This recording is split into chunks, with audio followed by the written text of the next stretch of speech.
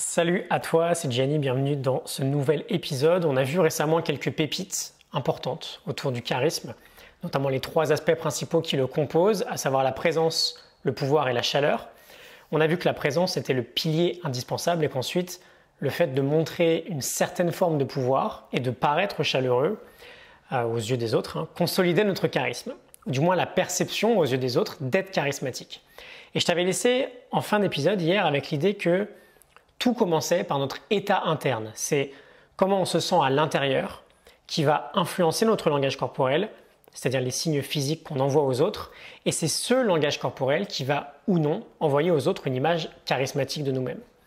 Et donc, inévitablement, si on se sent anxieux, si on doute sur soi-même, si on se sent inconfortable, par exemple, on est en plein milieu d'une conversation et on transpire beaucoup, ou alors on a la lumière du soleil qui nous agresse un peu le visage, si on se sent énervé aussi, si on est tout simplement pas bien ou pas confortable dans notre situation, ça va naturellement être très difficile de montrer aux autres notre pleine présence, de se montrer chaleureux et de véhiculer cette sensation de pouvoir.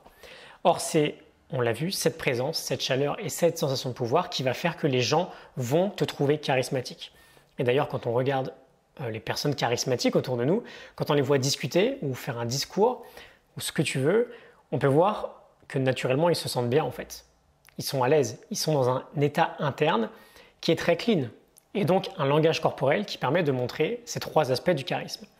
Et donc Olivia Fox-Cabane dans The Charisma Myth nous donne trois outils pour faire face à ces obstacles internes, pour remettre en fait notre état interne dans le bon sens. Le premier outil, c'est de déstigmatiser l'inconfort.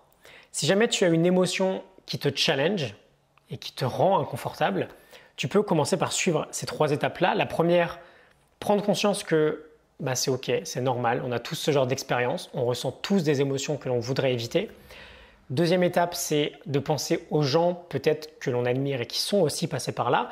Et enfin, la troisième, c'est de réaliser qu'à ce moment précis, d'autres personnes ont aussi le même problème. En gros, c'est pas grave de se sentir inconfortable. On ne veut pas se sentir coupable de ça. Plus on résiste, plus on souffre. On avait parlé d'une petite équation sympa dans d'autres épisodes. Souffrance égale douleur fois résistance. On veut arrêter de résister, c'est pas grave de se sentir inconfortable.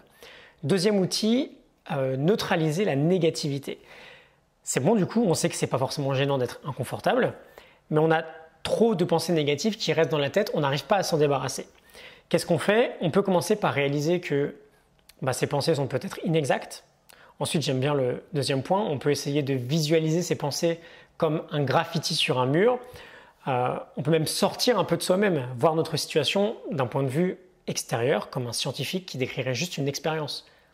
Même si l'expérience ne fonctionne pas, c'est pas très grave pour lui, juste il décrit que ça ne fonctionne pas. Son unique but, c'est de récolter des données et d'avancer. On peut aussi labelliser nos émotions. On en parlait dans l'épisode numéro 285, comment gérer la pression extérieure.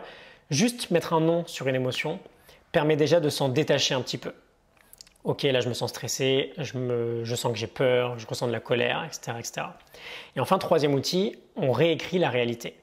Si on a des pensées qui nous gênent et qui persistent, on veut réaliser que notre cerveau a du mal à faire la différence entre un événement imaginaire et un événement réel.